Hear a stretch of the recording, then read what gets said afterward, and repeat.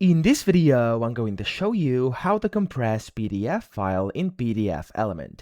Now, there's two ways of doing it. The first one is if you don't have a document open, you can just go to the Home tab and click on Compress PDF over here, and then add in your files, set the compression level, stuff like that. Or if you have your file open already, you could go to the Tools menu over here on the left and click on Compress. And here, I'm not going to save this, and the same thing is going to open up, and your file is already going to be in here. So just click on here, and of course, add the files you wish.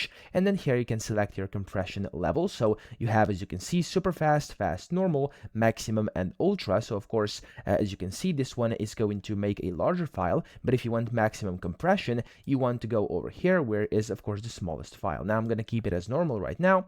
And then here you can select the output name. You could do a custom suffix or just an original name without suffix. That's completely up to you.